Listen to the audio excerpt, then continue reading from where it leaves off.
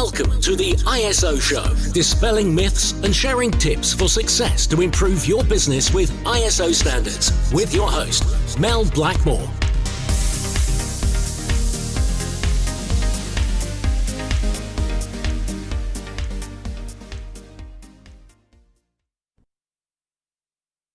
Hi, and welcome to the ISO Show. Well, in the past, we've gone through various different ways to implement ISO standards and how to successfully achieve certification. But today, I'm going to be talking about some of the mistakes that are made during those assessments.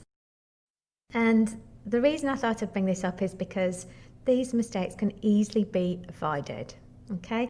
So today I'm just going to highlight 5 mistakes to avoid during your assessment. And it doesn't matter which ISO standard it is, it applies to all of them.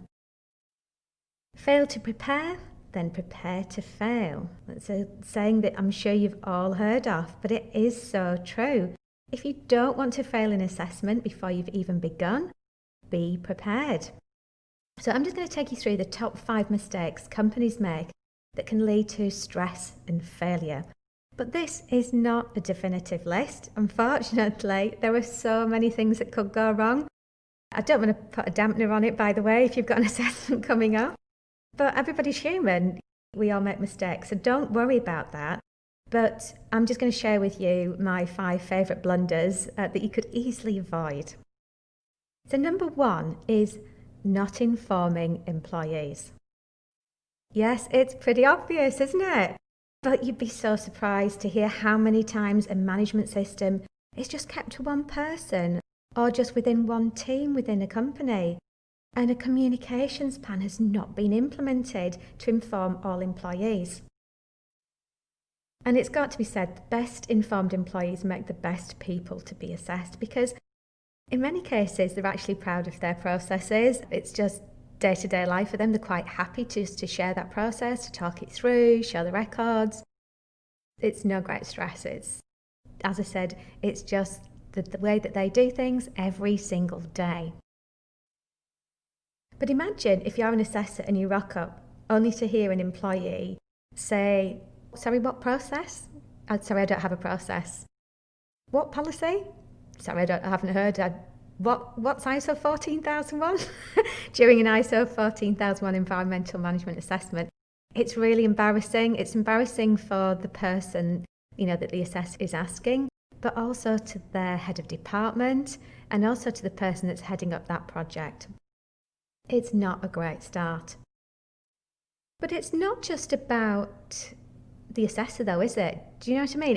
If you are implementing and investing time and money into implementing a standard, let's say ISO 22301, the business continuity standard, what's the point in doing that if your employees do not have a clue about what to do if there is an incident?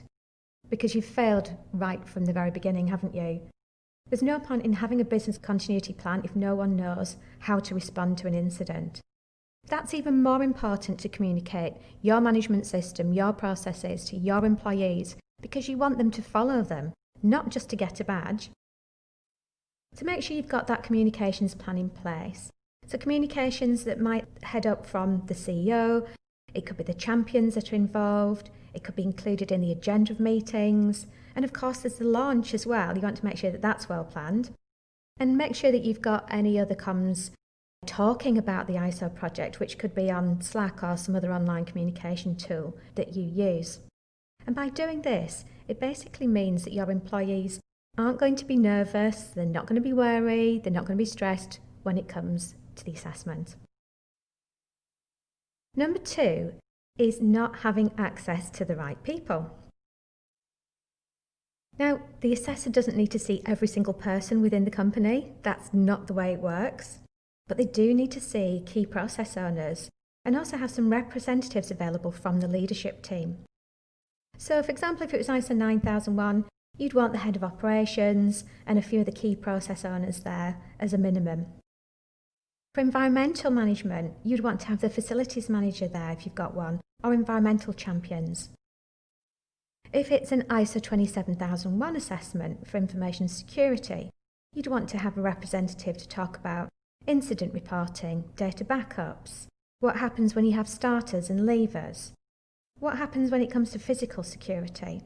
So you might want to give the office manager the heads up, or if you're in serviced offices, it could even be just having a quick chat with the person on reception to make sure that they're informed that an assessor's coming. And the other thing that really helps is to make sure that you've got an agenda for the visit well in advance. So all reputable UCAS accredited certification bodies, or depending on which country you're in, the certification body that's been approved by an accreditation service in your country, just make sure that you've got that agenda, and that should be sent to you a good few weeks in advance. If they haven't sent it, you need to chase it, okay? Because this outlines what the assessor's going to be assessing at any given time during the assessments, whether that's 1 day, 15 days. Because that helps you then to make sure that the right people are going to be available at the right time. Now, we're not talking about a case of, here's one I prepared earlier. That's not what it's about. But it is just making sure that, say for example, if the assessor wanted to cover health and safety incidents, okay, that the person that's ultimately responsible for dealing with those is available. And it just makes the whole assessment run so much more smoothly. With some of our clients, let's say Wembley Stadium, where we had 12 days of assessments over about 3 or 4 weeks, we had about 3 standards, and obviously we didn't need to have the whole of the management team or process owners available for those 12 days. What we did was we had a clear agenda that we needed to see X director at X time on X day, and it was literally 30 minutes or an hour. That's it. So they can get on with their day job. It just means that everything just goes so much more smoothly, and it saves everybody time as well. But the other thing to consider is if you've got multiple sites, a good example of this is in the construction industry. You might have a head office plus 10 construction projects, but the assessor won't need to see all 10 construction projects. They might pick one. Okay, but again, in advance, you'll want to make sure that that assessor knows where to go to and they're seeing the right people. So making sure that the site manager is available and is prepped, okay, or she's prepped. Number 3, and again, this one sounds ridiculous. I can't believe I'm actually saying this out loud, but it's actually true. Not having access to your management system. And I know that sounds insane, doesn't it? But it happens. We have come across the case of some rogue consultants where a management system is owned, intellectual property and all, by that consultant. And at the end of the day, it's the company's management system. You want to make sure that you've got access to all your policies, procedures, documents, templates, everything. And it doesn't matter if it's online, or if it's displayed within the office, if it's a hard copy, if it's on screens, on big display screens, for example. It doesn't matter, you just need to make sure you've got access to it. And also making sure that, it's well managed, so you've only got access to one version of that document. So say, for example, we've come across companies and they've got a procedure for dealing with non-conformities, but they've actually got 4 versions of it. That's just causing confusion, not just to the assessor, but internally. So make sure you just got the right copy available, the most up-to-date copy available, and archive any old ones. Just causes not just confusion, but a waste of time.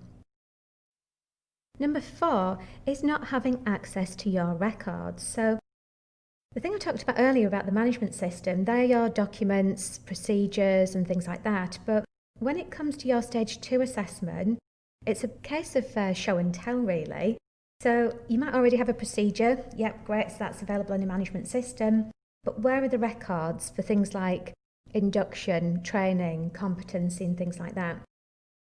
So you don't want to be in a situation where the assessor is saying, can you show me your training records? And the person that he's speaking to or she's speaking to doesn't have access to them. So just making sure that everything's well organised, just to preempt any pitfalls there. Because at the end of the day, if it's a disorganised business and you've got records all over the place, it's not going to really stand you in good stead with the assessor. But it's not just your own company records, it's also your supplier records as well in some cases with some standards. An example of this is environmental management. One of the areas where there's a lot of non-conformities is where there aren't any F-gas records, and that's actually a legal requirement if you're responsible for maintaining air conditioning, heating, things like that. But there are other things like waste records, lift maintenance records, and yes, you might outsource that to an FM company or to the supplier directly, but you need to be able to prove that you've got access to those records, because at the end of the day, it's a legal requirement. So it's not just an ISO requirement, it's not just your company requirement, it's a legal requirement.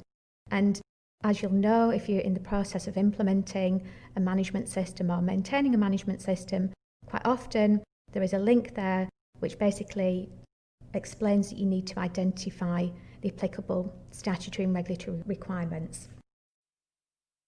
And last but not least is don't make any assumptions. Don't make any assumptions that your assessor will know your business inside out. They won't appreciate your company culture, vision, values, your unique selling points. They won't understand your processes, so it's down to you to take this as an opportunity to showcase your business, demonstrate all your strengths as a company, and also show how well managed your organisation is. Now, with all cases with our clients going through assessments, we always recommend that we have some representatives from the senior leadership team. Now, they don't need to be available and joined at the hip of the assessor day in, day out. It's literally about 30 minutes for a kick-off meeting. And what this does is it really helps to demonstrate that commitment to that ISO standard. So it could be environmental management. And if you've got 6 representatives from the leadership team, for example, sitting around a table, explaining to the assessor how committed they are and what the company's done to achieve their environmental management system, they're already halfway there to getting the certificate. And likewise, don't assume that your assessor knows nothing about your industry. So a lot of these assessors have been around the block a few times and they might know your industry better than you do. They might know that inside out because they've seen the good, the bad and the ugly, whether that's in engineering, manufacturing, law firms, professional services, construction. They'll have seen all different types of businesses in those sectors, and don't make any assumptions that, when they provide any recommendations, observations or non-conformities, that they don't know what they're talking about. And also don't assume that all that information is going to be captured in the report. They'll be capturing the key findings in the Stage 2 assessment report, but it might be worthwhile having a notepad and just making notes on anything that the assessor's saying or doing, or although they can't give any recommendations or advice, they're not consultants at the end of the day. Obviously that's where we come in. But they can make some really good observations that it might be worthwhile you taking a note of and taking them back and putting them into your continual improvement process. So that's it in a nutshell. Just to recap, the 5 mistakes to avoid in an ISO assessment are: number 1, not informing employees. Number 2, not having access to the right people on the days of the assessment. Number 3, not having access to your management system. Number 4, not having access to your records. And 5, just don't make any assumptions. And don't forget, these mistakes can easily be prevented if you prepare well in advance before an assessment. So I'd like to end on the words of Benjamin Franklin, just to kind of reiterate that. By failing to prepare, you are preparing to fail. So finally, don't forget to check out the show notes, as we've got all this information captured there. And feel free to get in touch if you need any support with any future assessments. We'd only be happy to help. Thanks very much for listening. I look forward to catching up with you on the next ISO show.